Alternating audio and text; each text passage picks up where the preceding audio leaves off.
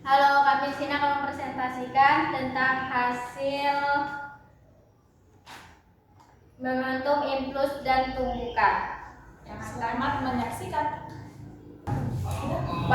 Baiklah, di sini ada tabel yang hasil pengamatan kami. Kami mengambil kelereng, yang satu diam, yang satu bergerak. Yang bermasanya sama dengan yang dia 0,11. Jadi kecepatan kelereng yang bergerak mengenai jenis bola yang diam itu 0,15. Di sini M1-nya ini masanya itu 0,11. Kecepatan dari semua kelereng percobaan 0,15, 0,15, 0,17, 0,16 sama 0,12. Di sini kalau jenisnya bola diam, masanya sama juga kayak jenis bola yang pertama. Kecepatannya tidak ada karena kelerengnya ini diam, jadi tidak ada kecepatannya. Nah, itu mencari tahu. Baiklah, saya akan menjelaskan V2 satunya, dari mana hasilnya bisa 0,65. Kecepatan jatuh bola diamnya sekitar 1,30 meter cm. Ya, detiknya 2 second. Dibagi 1,30 dibagi 2 hasilnya 0,265. Jadi hasilnya.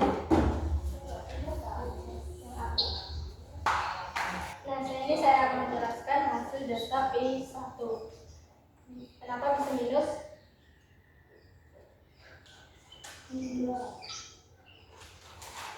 Kenapa bisa minus 0,016.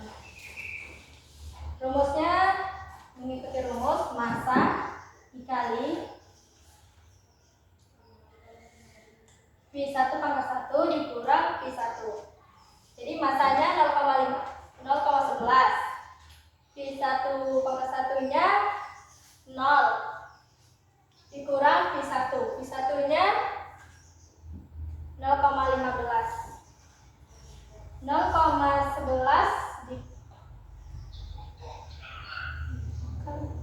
dikali 0 kurang 0,15 hasilnya min 0,0165.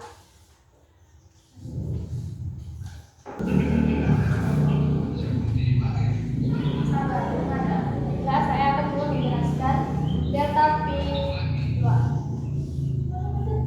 Delta P2 dengan sama dengan rumusnya seperti tadi. Masanya 0,11. V2 pangkat 1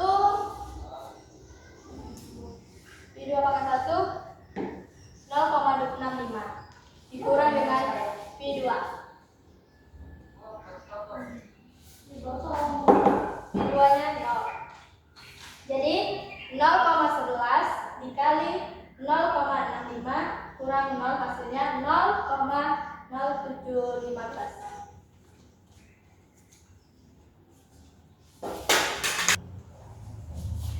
Baiklah, saya juga akan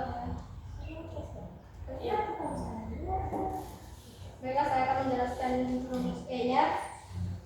V2 ini rumusnya. V2 pangkat 1-nya 0,065 dikurang 0 V1 pangkat 1.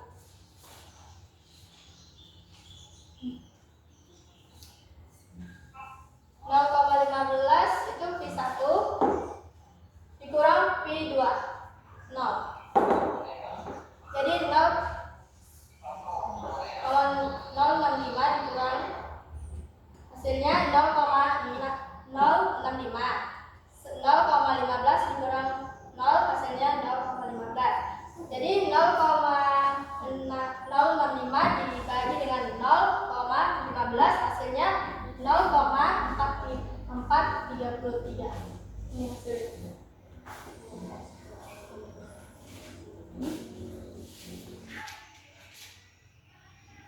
Untuk pertanyaan refleksi yang pertama, Apakah total momentum sistem terawetkan? Jelaskan.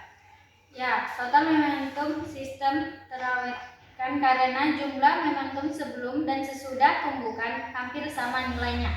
Hanya terjadi sedikit perbedaan akibat gaya gesek dan kehilangan energi ke bentuk lain. Pertanyaan nomor 2, apakah impuls kedua bola sama besar dan berlawanan arah? Jawabannya ya, karena gaya tumbukan yang bekerja pada kedua kelereng sama besar, yang satu diam dan yang satu lagi bergerak. Pertanyaan ketiga, bola mana yang mengalami tumbukan paling lentur? Jawabannya, semakin besar massa salah satu kelereng, semakin kecil perubahan kecepatannya. Setelah dibandingkan, bola yang massanya kecil itu diam. Pertanyaan nomor 4, bagaimana pengaruh massa terhadap hasil tumbukan? Jawabannya, semakin besar kecepatan awal, semakin besar perubahan momentum dan energi kinetik yang terjadi saat tumbukan. Pertanyaan nomor 5, berikan contoh tumbukan lentur dan tidak lentur di kehidupan nyata. Tumbukan lentur, kelereng A menumbuk kelereng B yang sedang diam di tempat. Nomor 1, hitung momentum total sebelum dan sesudah tumbukan. Rumusnya, P sebelum sama dengan M1 V1 tambah M2 V2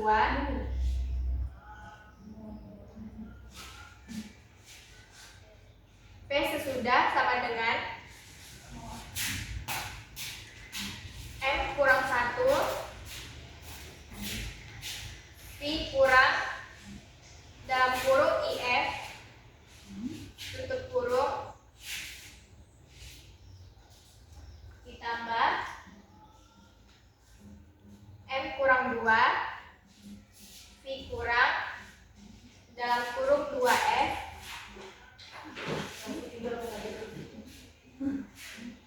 tutup kurung J belum sama dengan P sesudah,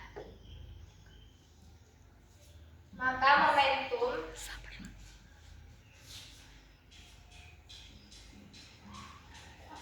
total sistem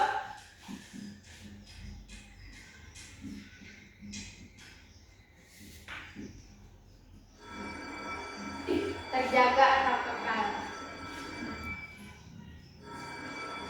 Nomor 2, hitung impuls yang diterima tiap bola. Rumusnya dalam kurung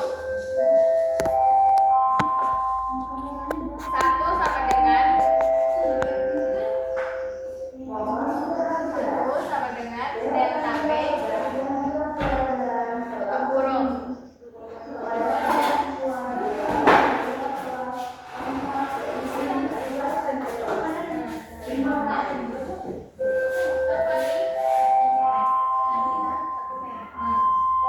sama dengan M dalam kurung V2 kurang V1. Dan inilah rumusnya.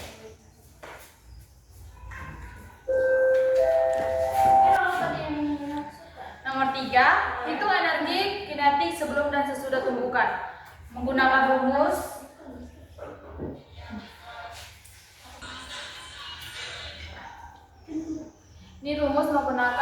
ini nomor 3 yang menggunakan rumus seperti ini.